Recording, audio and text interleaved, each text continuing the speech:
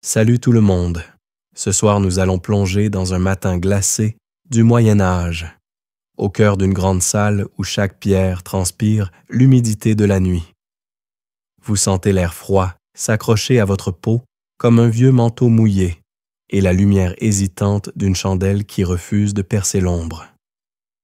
Vous avez les doigts gourds, les yeux encore collés, mais il faut bouger.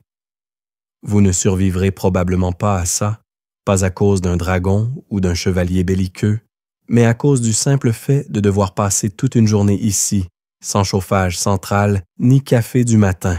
Avant de vous mettre à l'aise, prenez un instant pour aimer la vidéo et vous abonner, mais seulement si vous appréciez vraiment ce que je fais ici. Et dites-moi dans les commentaires d'où vous m'écoutez et quelle heure il est chez vous. Maintenant, tamisez les lumières, allumez peut-être un ventilateur pour un léger bourdonnement de fond, et commençons ensemble l'aventure de ce soir. Vous traînez vos pieds sur les dalles inégales, et le bruit sec de vos pas résonne sous la charpente. Le feu dans l'âtre a cessé de lutter depuis longtemps, laissant dans l'air une odeur de bois carbonisé et de cendres tièdes. Il faudra le rallumer, mais pas pour vous, non, pour que les maîtres de la maison trouvent un semblant de chaleur quand ils daigneront se lever. Ce n'est pas votre premier hiver ici. Vous savez déjà que l'eau laissée dans le seau est devenue une plaque de glace fine et que vos mains vont piquer pendant des heures après l'avoir cassée. Vous commencez par enfiler ce que vous appelez ironiquement votre manteau d'apparat, une épaisse couche de laine qui gratte, cousue il y a des années, déjà trop usée pour impressionner qui que ce soit.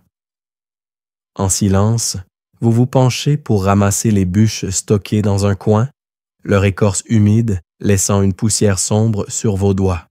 Dans le silence, vous entendez les premiers mouvements au-dessus, un grincement de planches, un éternuement étouffé.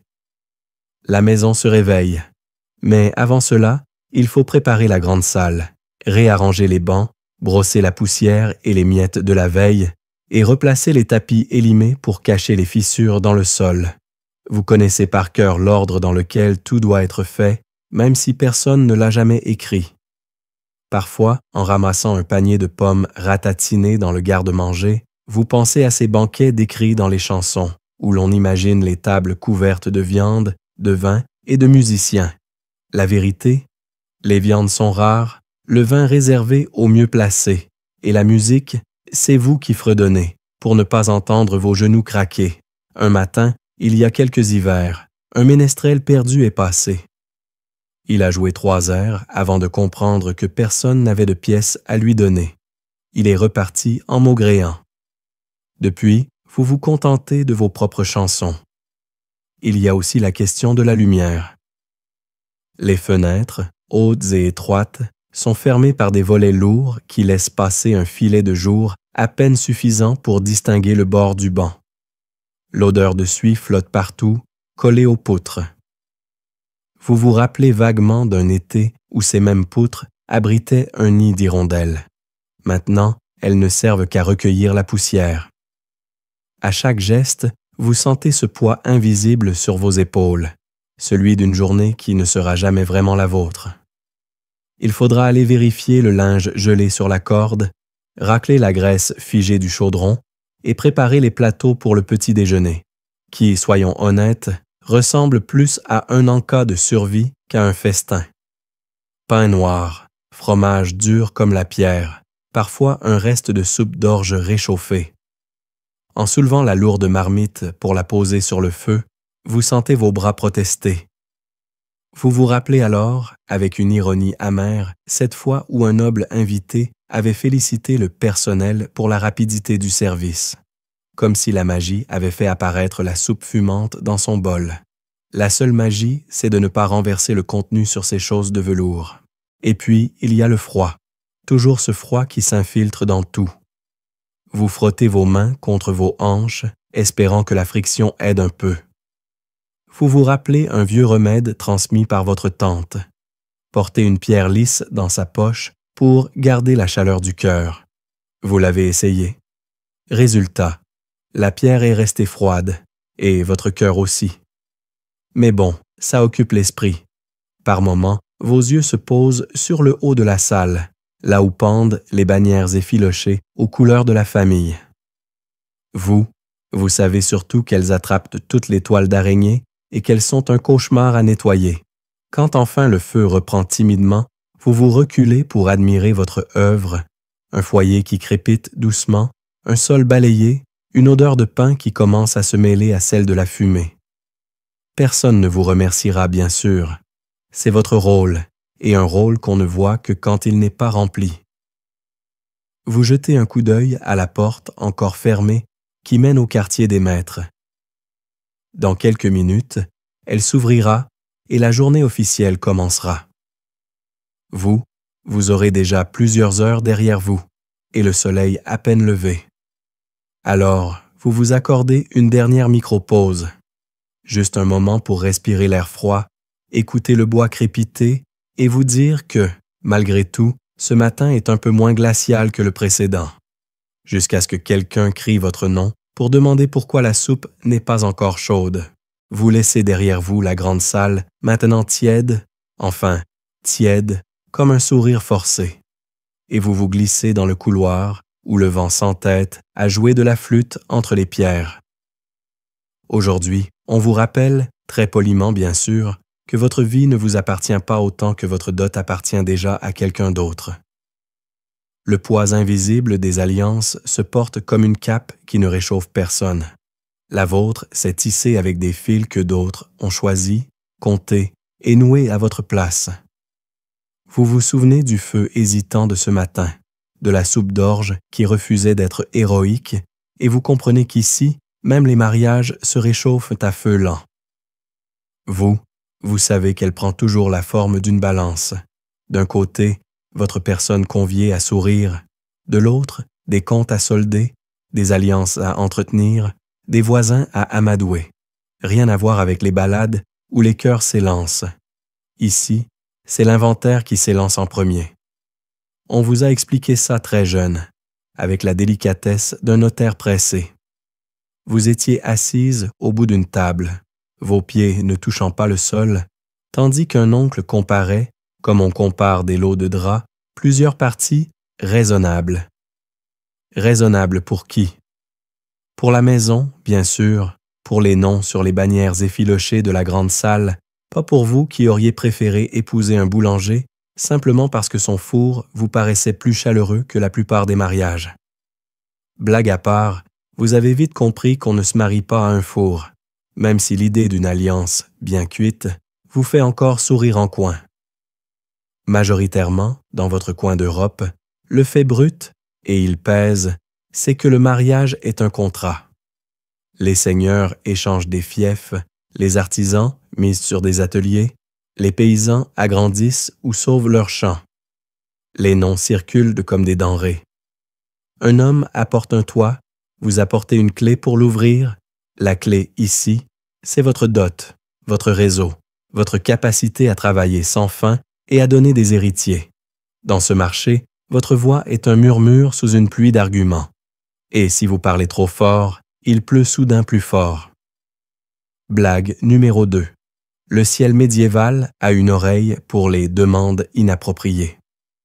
Vous traversez la galerie où pendent les tapisseries, ces romans brodés qu'on n'a jamais le temps de lire.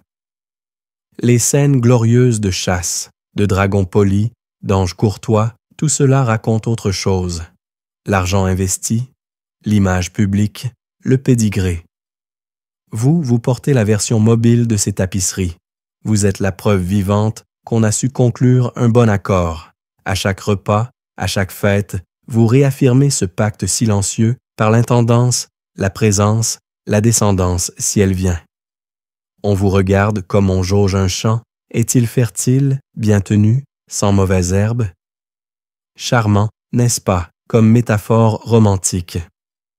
Un fait qui ne quitte pas votre esprit. L'Église encadre, pèse, certifie. Le consentement doit être prononcé.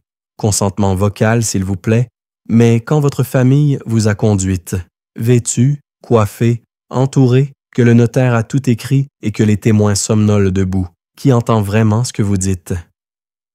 La cérémonie promet le salut et la communauté promet des ragots si vous refusez. Vous Vous savez qu'il existe une vaste zone grise où l'on dit oui comme on dit merci quand on n'a pas eu le choix du plat. Anecdote venue d'une cousine par alliance.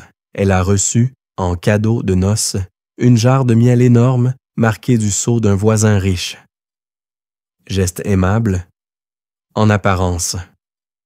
Sauf que la jarre était si lourde qu'il fallait 2 personnes pour la bouger, et si large qu'aucune étagère de sa nouvelle maison ne pouvait l'accueillir. Résultat, la jarre trônait au milieu de la pièce comme un troisième époux rappelant à chaque passage que tout présent implique une dette, une visite à rendre, une invitation à renvoyer. Quand la moitié du miel a commencé à fermenter, ils l'ont rebaptisé le baril de promesses, ce qui, on l'admet, avait plus de saveur que la soupe d'orge. Blague numéro 3. Dans votre monde, même le sucre a un arrière-goût administratif. Vous regardez vos mains, tachées par la cendre du matin, et vous imaginez la bague qu'on y passera. Elle dira « Vous n'êtes plus seulement vous. Vous êtes aussi une frontière déplacée, un pont jeté entre 2 maisons. Les visites s'enchaîneront. On vous complimente sur un voile. On évalue discrètement le métrage. On loue votre patience, ce mot code, pour capacité à avaler des épines en souriant. Les repas d'accord se déroulent sans couvert en argent pour vous. Vous êtes le couvert en argent. On vous polira au besoin. Ce système a sa logique, et il faut la comprendre pour pouvoir, parfois, s'y faufiler. Une amie à vous a joué finement. Elle a plaidé l'utilité. Elle a convaincu son futur mari qu'un petit terrain près du ruisseau lui permettrait de cultiver des plantes médicinales. Profit pour la maison, prestige auprès des voisins. En échange, elle a obtenu le droit de gérer elle-même la vente de ses simples au marché d'été. Accord minuscule sur le papier, liberté immense sous le soleil. Le jour où elle a vendu ses premiers sachets de camomille, elle a raconté qu'elle avait senti ses épaules s'alléger, juste un peu, comme si l'alliance l'agrandissait au lieu de la serrer. Vous repensez à la délicate dialectique entre promesse et servitude. Votre dot pourrait, si tout s'aligne, vous protéger d'un veuvage brutal, vous donner de quoi tenir tête à un tuteur trop zélé, vous offrir des marges de manœuvre dans la maison, ou elle pourrait devenir la ficelle qui vous ligote au moindre caprice d'intendant. Dans le couloir, une bourrasque claque la porte comme un point d'exclamation. Vous apprenez aussi à lire les gestes. Un sourire de belle-mère qui dure un souffle de trop, c'est un coup caché. Une invitation spontanée d'un voisin, c'est un audit. Le prêtre qui s'attarde à parler de la patience de Job, c'est rarement par hasard.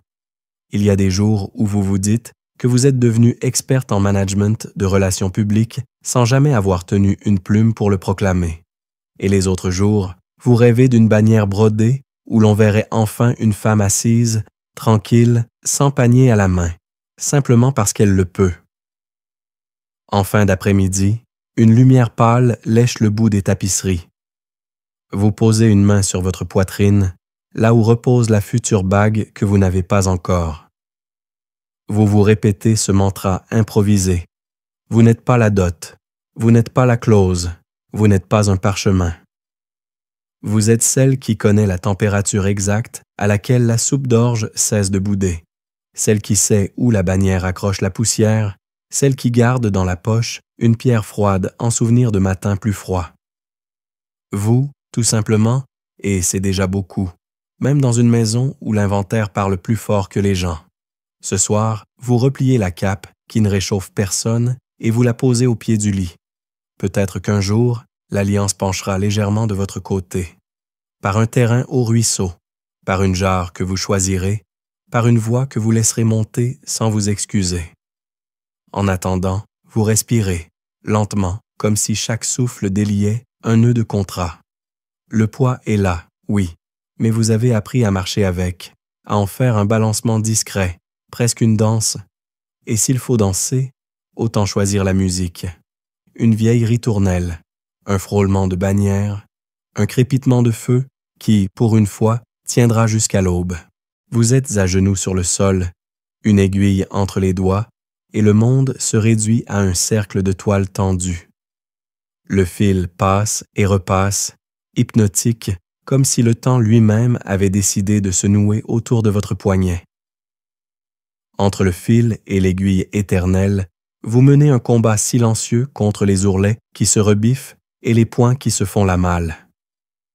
Le bruit est presque apaisant, le chuintement du fil, le frottement de la laine contre votre jupe. Presque. Parce qu'au bout de la 4e heure, même la mélodie la plus douce devient une punition en sourdine. Vous savez que c'est les deux, avec une pincée de « si ce n'est pas vous, qui d'autre ?» La couture ne se limite pas à rafistoler des trous. Elle vous tient prisonnière de votre banc, vous enchaîne à des piles de draps, de chemises, de manteaux qui ne sont jamais finis, seulement moins troués que la veille. Vous vous rappelez de la première fois où l'on vous a confié une tapisserie pour apprendre. Vous aviez 10 ans et la sensation que votre aiguille pesait plus lourd qu'une épée. On vous a expliqué les motifs, un cerf, une forêt, un château, mais jamais comment faire en sorte que la soie ne s'effiloche pas au bout d'un mois. Résultat, le cerf a fini avec une patte plus courte et on a prétendu que c'était l'effet de perspective. Blague à part, vous êtes depuis devenue experte en excuses textiles. Dans votre coin de la pièce, la lumière arrive par une petite fenêtre haute, juste assez pour éclairer vos mains, mais pas assez pour vous réchauffer. Vous en profitez pour épier les allées et venues dans la cour. Parfois, c'est la seule distraction. Un apprenti qui trébuche sur un seau, un chien qui s'acharne sur un os gelé, ce sont vos petites échappées mentales, vos chapitres invisibles. Anecdote. Il y a 2 hivers, une voisine a inventé une manière de coudre plus vite en tenant 2 aiguilles à la fois. Elle appelait ça « doubler le temps ». Résultat, 2 fois plus de nœuds, 2 fois plus d'injures murmurées et un manteau qu'il a fallu recommencer. Depuis, on dit dans le village « doubler le temps, doubler la peine ». C'est resté. Le fait majeur, que vous ne pouvez ignorer, c'est que la couture est aussi un livre de comptes. Chaque point est un coup évité, chaque vêtement sauvé est une pièce de monnaie que vous n'aurez pas à sortir. Les grandes maisons le savent, c'est pourquoi elles placent les femmes dans des salles où le fil circule autant que les rumeurs.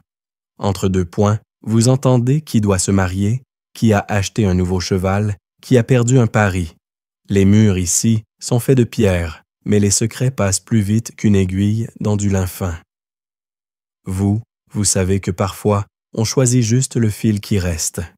Et si c'est un rose criard, eh bien, tant pis pour la symbolique. Le manteau aura l'air d'une cerise mal mûre, mais il tiendra chaud. Pendant que vos mains travaillent, votre esprit voyage. Vous imaginez des vêtements que vous n'aurez jamais le droit de porter, des manches qui frôlent le sol, des capuchons doublés de soie, des corsages qui n'ont pour seul but que d'être beaux. Au lieu de ça, vous reprisez toujours la même chemise de lin d'un frère ou d'un mari, et vous savez exactement où elle s'usera encore. C'est un cycle qui se répète comme une chanson dont on ne retient jamais la fin. Blague numéro 2 du jour. Un jour, vous avez suggéré de coudre les ourlets avec de la magie. On vous a répondu que vous en aviez déjà, puisque vos doigts ne tombaient pas encore. Vous avez ri, mais pas trop fort, parce qu'avec votre chance, on aurait ajouté « rire » à la liste des tâches quotidiennes. Il y a aussi ces moments où le travail se mêle aux soins. Vous reprisez le linge d'un enfant malade, vous ajustez une manche pour qu'elle ne frotte pas sur une brûlure. Dans ces gestes, il y a un pouvoir silencieux, un fil qui relie les corps et les histoires. Et parfois, ce fil sert à recoudre autre chose que du tissu. Un lien brisé, une parole mal passée. L'odeur de la laine chauffée par vos mains monte comme une petite fumée invisible. Les peluches s'accrochent à vos manches, preuve que vous avez passé la journée à dompter des fibres récalcitrantes. Quand vos yeux commencent à se brouiller, vous levez la tête. La lumière a changé.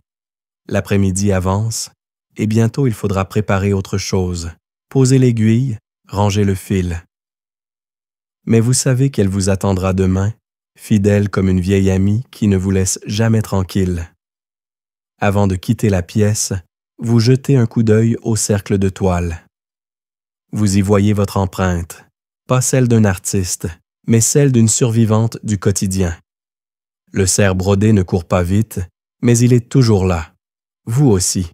Et quelque part, c'est une victoire, même si personne ne l'applaudit.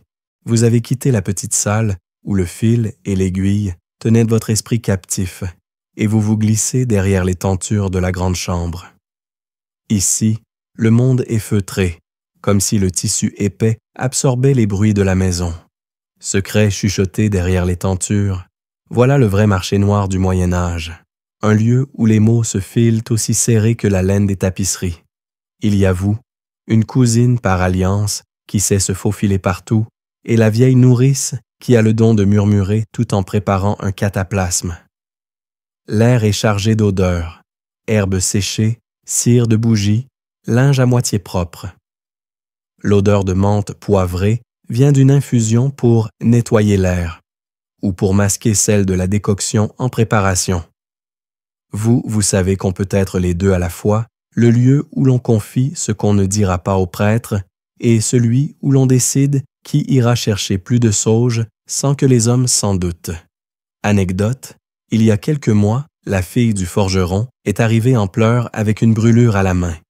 La vieille nourrice a sorti un pot d'onguent à base de graisse d'oie et de plantain. Pour apaiser la douleur et éloigner les mauvais esprits, a-t-elle dit. Sauf que l'odeur de l'onguent a été si forte que tout le village a su en une journée qu'elle s'était blessée. Blague numéro 1 du jour. Au Moyen Âge, le vrai secret, c'est de trouver un remède qui ne sente pas à 10 pas. Les confidences roulent de bouche en bouche comme des perles sur un fil. On parle de grossesse, de cycle, de fièvre d'enfant. Certaines partagent des recettes étranges. Infusion d'écorce de saule pour les maux de tête. Lait chaud mélangé à un soupçon de bière pour calmer les pleurs d'un nourrisson. Vous savez qu'on juge un remède à son effet immédiat. Si la fièvre baisse et que l'enfant dort, peu importe que Saint Luc ou la chimie moderne approuve. Il y a aussi les récits de mariage. Certaines parlent d'époux patients, d'autres de colère froide qu'on ne voit jamais sur les fresques. Dans ces échanges, les épouses et filles comparent leur vie comme on compare des étoffes au marché. Celle-ci est douce, mais fragile, celle-là solide, mais rêche. Vous écoutez plus que vous ne parlez, apprenant à repérer les détails qui disent plus que les mots. Un soupir avant un compliment, un silence qui suit un « ça va » trop rapide. Blague numéro 2. Un jour, une jeune femme a confié qu'elle mettait des pétales de rose sous son oreiller pour rêver de l'homme qu'elle aimera. Le lendemain, elle s'est plainte d'avoir rêvé de son voisin boucher. On lui a conseillé d'essayer plutôt la lavande. Dans ce demi-jour parfumé de secrets, on prépare aussi des objets. Un bandeau de lin pour soutenir un ventre arrondi, une petite amulette cousue discrètement dans la doublure d'une robe, un sachet d'herbe qu'on glisse dans un coffre pour éloigner les mythes et les esprits grincheux. Ces gestes sont des micro-révoltes, prendre soin les unes des autres dans un monde où le soin n'est pas comptabilisé. Vous avez remarqué que tant que les repas sont prêts et les enfants calmes, personne ne vient vérifier derrière les tentures. Cela laisse juste assez de temps pour rire doucement, partager un pot de miel ou se prêter une aiguille plus fine. Anecdote numéro 2. Une fois, pendant que vous prépariez une décoction de thym, un chat s'est glissé sous la tenture et a renversé la moitié du pot. La pièce a senti le thym pendant des jours, ce qui a conduit un invité à demander si vous éleviez des chèvres à l'intérieur. Depuis, le chat est surnommé le médecin. Blague numéro 3, servi en cœur. Au moins, il ne prescrit pas trop cher. Ces moments ont un rythme particulier. On parle, on tisse, on soigne, on rit. Parfois, il y a un silence, non pas vide, mais plein d'écoute. Les regards se croisent, et on sait qu'ici, même les secrets lourds peuvent reposer quelques instants sans s'effondrer. Quand vous ressortez enfin de derrière les tentures, le bruit de la maison reprend comme une marée.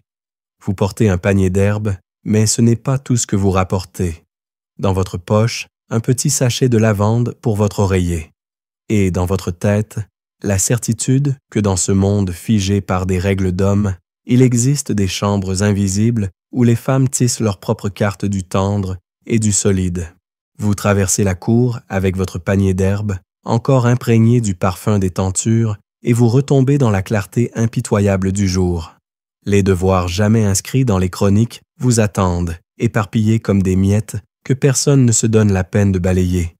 Il n'y a pas de liste officielle, pas de registre, seulement une suite d'actions que tout le monde suppose que vous ferez, et que vous faites, justement, parce que sinon, elles ne se feront pas.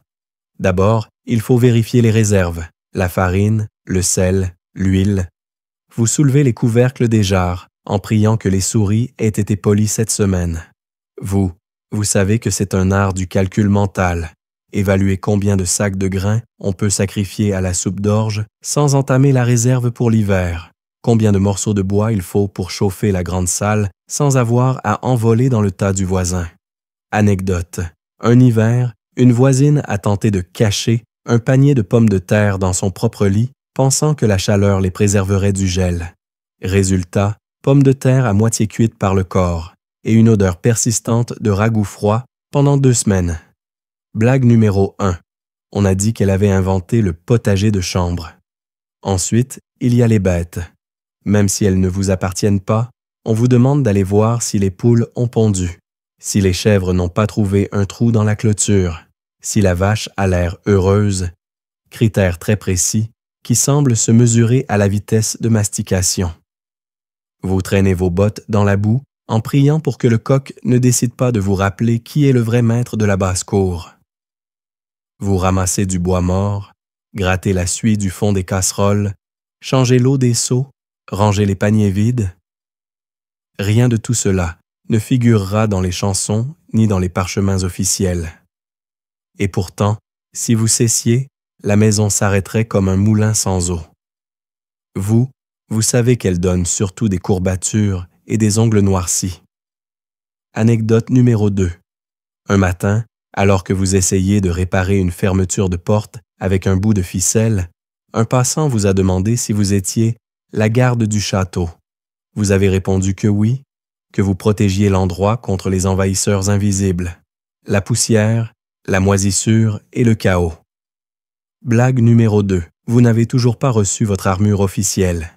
Il y a aussi ces petites tâches absurdes qui semblent surgir de nulle part. Décrocher un linge envolé sur le toit, courir après un pot de miel que le chien a volé, recoudre en urgence la poche d'un tablier parce qu'un invité important arrive. Ce sont des gestes automatiques, presque réflexes. Vous savez que personne ne les remarquera, sauf si vous oubliez. Alors, ils deviendront soudain très visibles, comme une tache d'encre sur un parchemin blanc. Parfois, vous vous surprenez à sourire devant l'étrangeté de ces devoirs.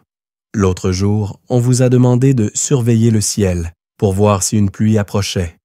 Pas de baromètre, pas de science, juste vos yeux et votre instinct. Vous avez annoncé que non, il ne pleuvrait pas. Il a plu. Blague numéro 3. Depuis, on vous appelle la prophétesse de l'averse. Entre 2 corvées, vous trouvez un moment pour boire un peu d'eau tiède dans un gobelet ébréché. Vous observez la cour, un enfant court après une poule, un apprenti transporte maladroitement un fagot de bois, une vieille femme retourne des herbes à sécher. Ce sont les coulisses du château, le vrai moteur qui grince, qui transpire et qui tousse. Vous savez que la fierté est un luxe qu'on s'accorde parfois le soir, en voyant que tout est à sa place et que personne ne s'est plaint, ce qui est, dans ce monde, la plus haute forme de compliment.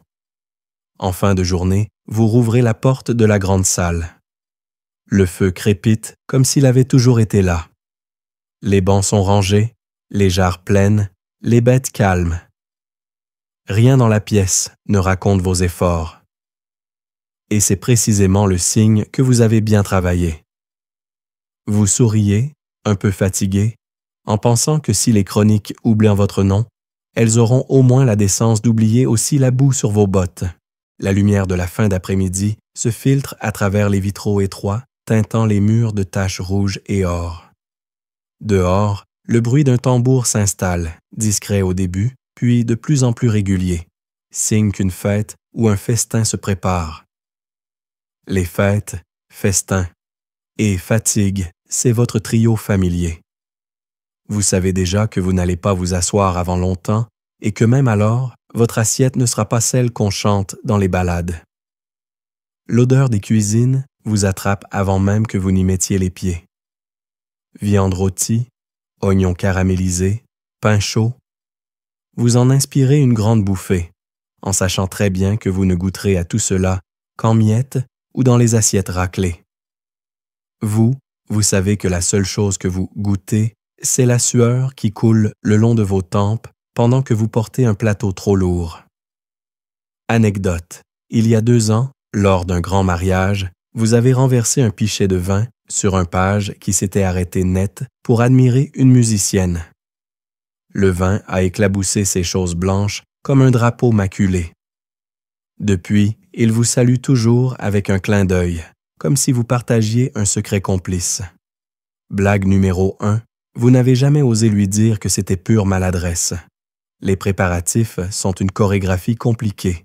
Les servantes apportent les plats, les cuisiniers crient pour qu'on ne laisse pas refroidir la viande. Un maître d'hôtel vérifie les nappes comme si leur pliage allait sauver l'honneur de toute la maison.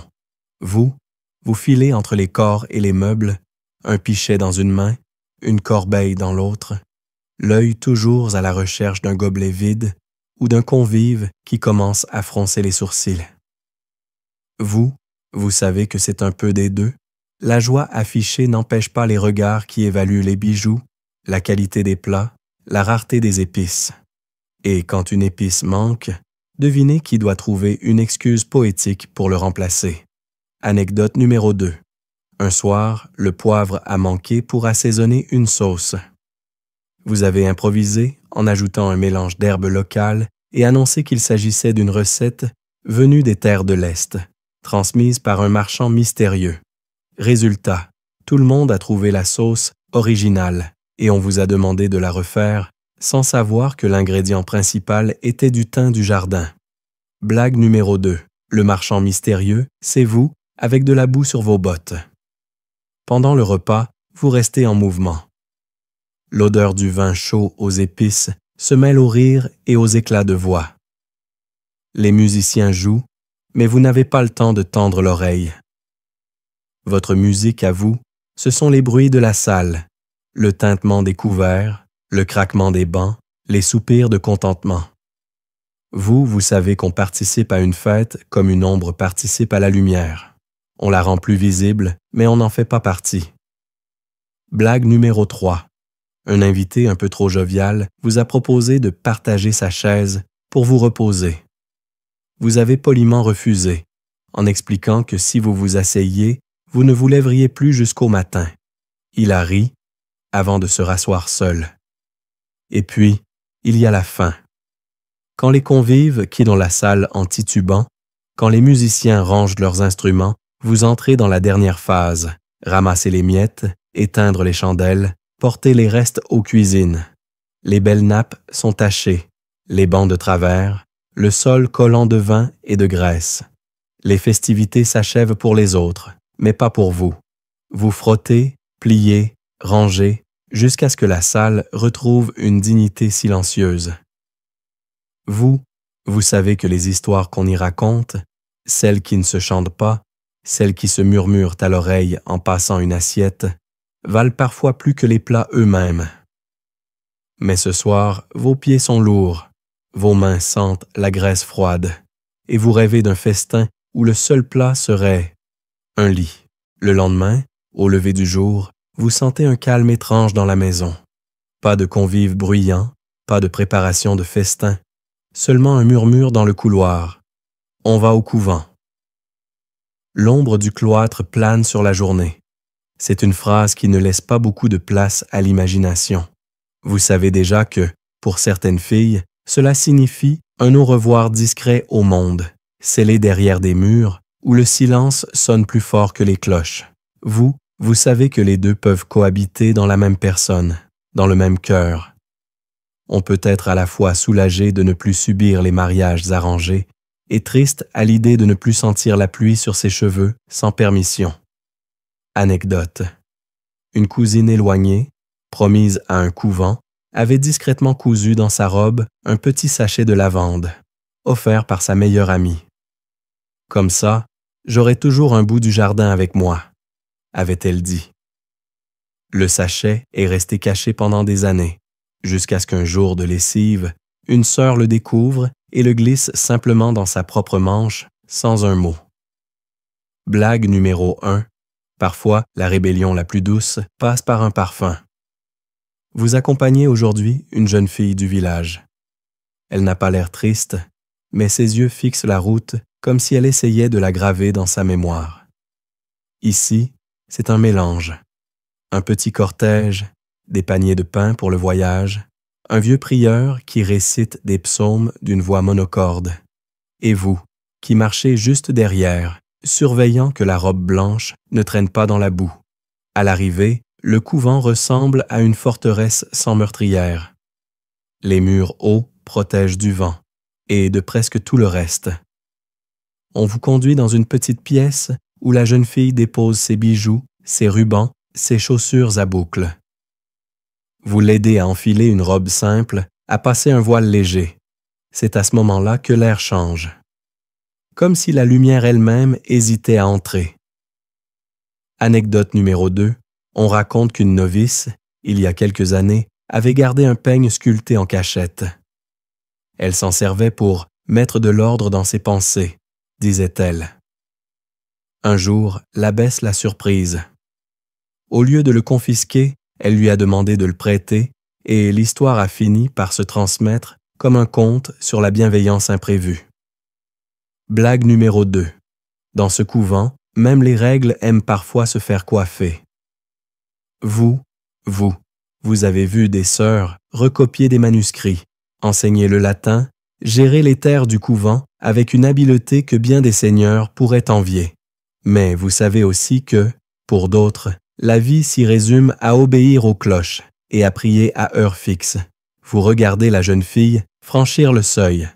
Elle se retourne une dernière fois, pas pour vous dire adieu, mais pour enregistrer, dans un coin de sa mémoire, la vision de ce monde extérieur qu'elle ne reverra peut-être plus.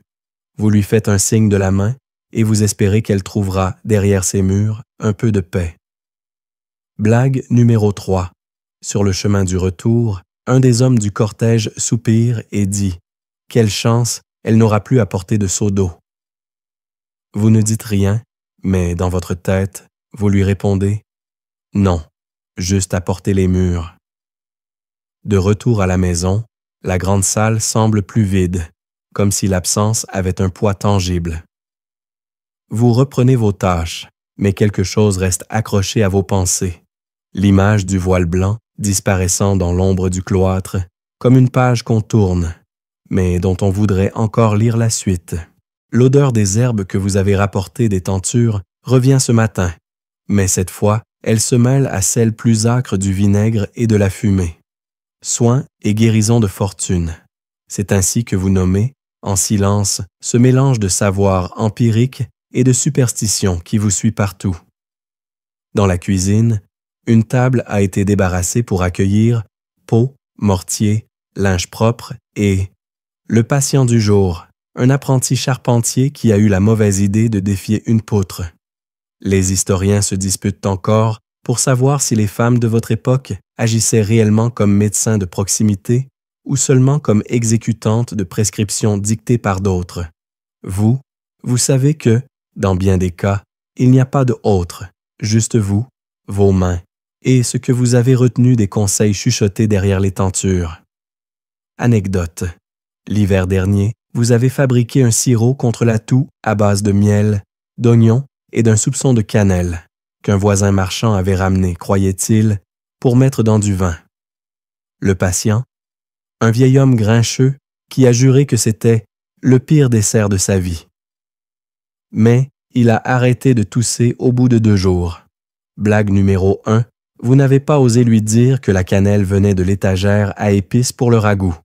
Ce matin, vous commencez par écraser des feuilles de sauge dans un mortier, le geste répétitif vous berçant presque. Le bruit sec du pilon vous rappelle le rythme d'un tambour lointain. Dans un coin, un linge chauffe près du feu. L'odeur de la sauge se mêle à celle du bois, créant un parfum qui, si vous l'embouteillez, pourrait s'appeler « Hiver au village ». Mélange apaisant et légèrement inquiétant.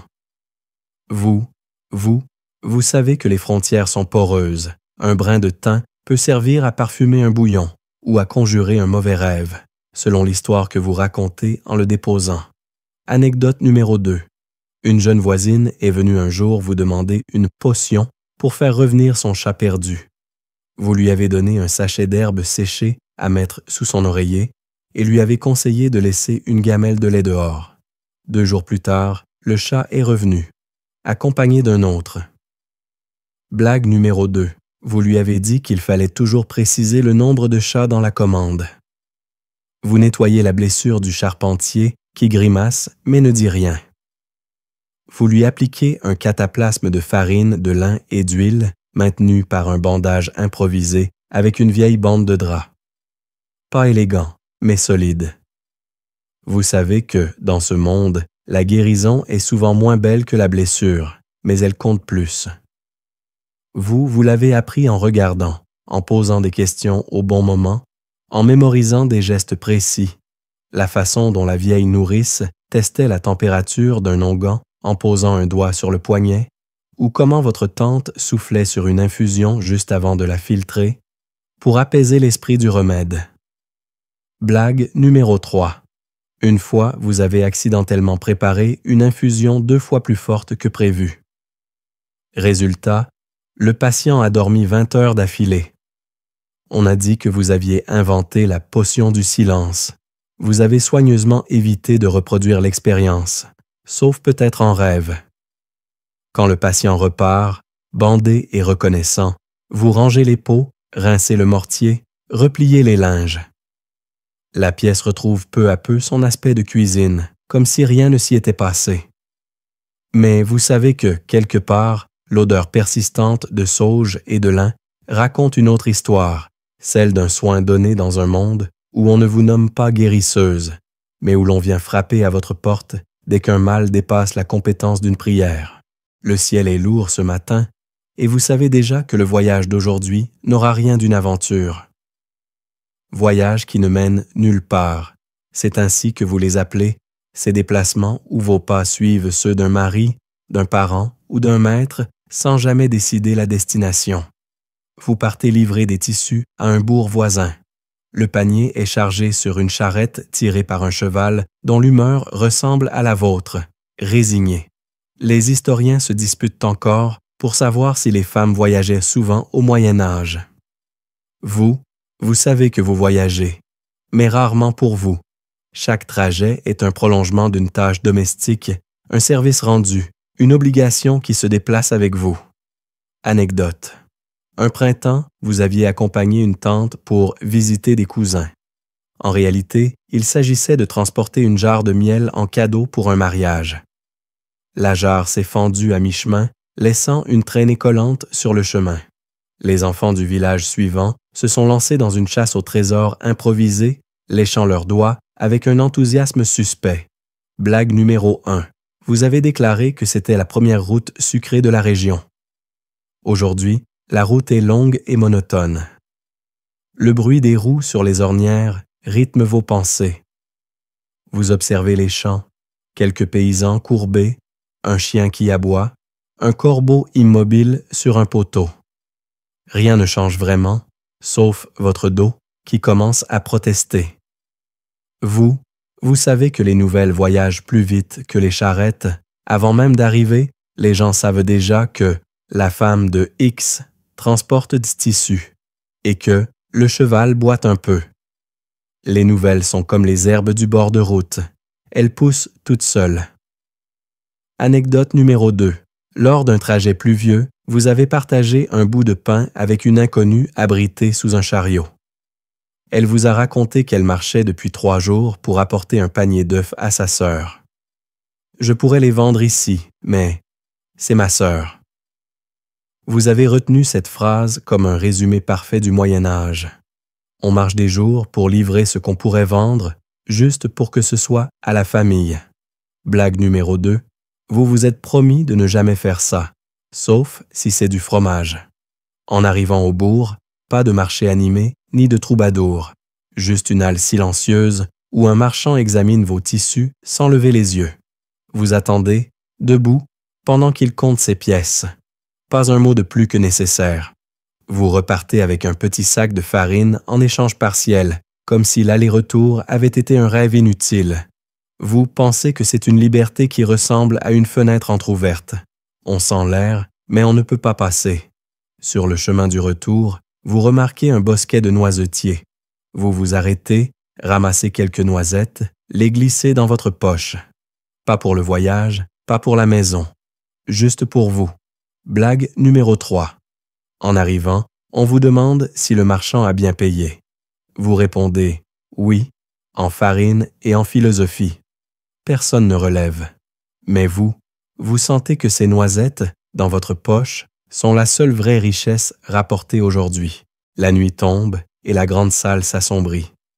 Une chandelle brûle doucement sur la table, sa flamme dansant comme si elle hésitait entre rester ou s'éteindre. Dernière veillée à la chandelle, c'est le moment où tout se ralentit, où vos mains cessent de s'agiter et où vos pensées prennent plus de place que les gestes. Vous êtes assise sur un banc, les coudes posés sur la table, les doigts effleurant la cire tiède. La pièce est silencieuse, sauf pour le crépitement du bois dans l'âtre. Vous savez qu'elles sont propices à tout ce qui ne trouve pas sa place dans la journée. Souvenirs, regrets, envies secrètes, petites joies minuscules. Anecdote, une vieille femme du village racontait qu'à votre âge, elle passait ses veillées à repriser les bas de ses fils à la lumière vacillante.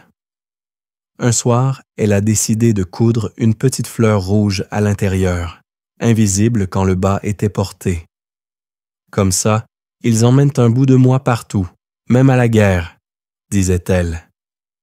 Blague numéro 1, elle ajoutait que c'était aussi pour vérifier s'ils retournaient bien leurs bas. Vous regardez vos mains. Elles portent les traces de la semaine, une coupure fine sur le pouce, une tache d'herbe sur le poignet, une callosité nouvelle à la base du majeur. Chaque marque est une note dans la chanson silencieuse de votre vie. Vous savez que, pour vous, elles sont les seuls bijoux qui ne se perdent pas. Anecdote numéro 2. L'hiver dernier, la chandelle avait presque fini de brûler quand un courant d'air l'a éteinte. Vous avez continué à parler dans le noir avec votre voisine, les voix flottant dans la pièce comme deux lucioles invisibles. Vous ne vous rappelez plus ce que vous avez dit, mais vous vous souvenez du sentiment, léger, comme si le noir vous avait rendus invisibles aux obligations. Blague numéro 2. Vous aviez conclu que le noir, c'est le seul vrai rideau derrière lequel on peut se reposer.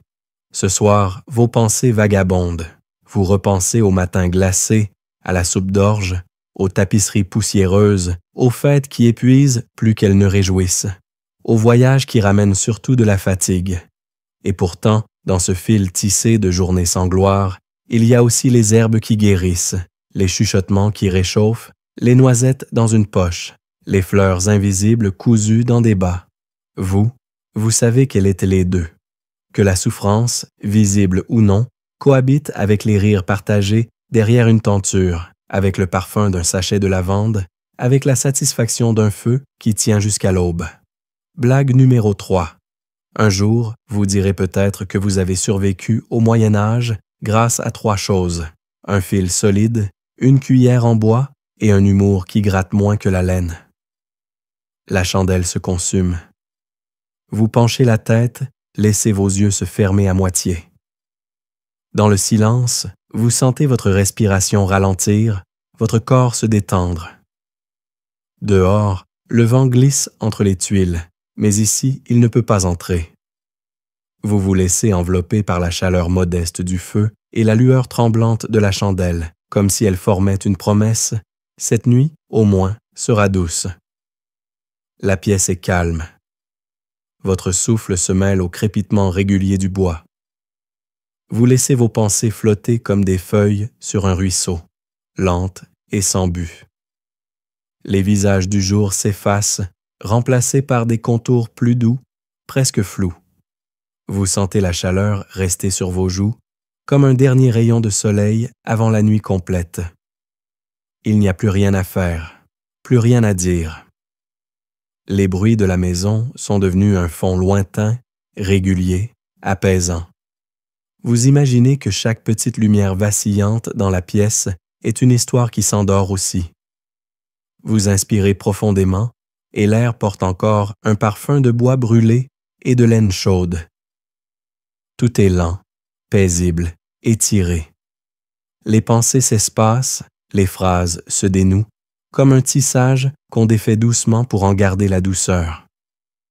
Vous vous laissez glisser, sans hâte, dans ce moment suspendu où le corps oublie qu'il doit se préparer au matin.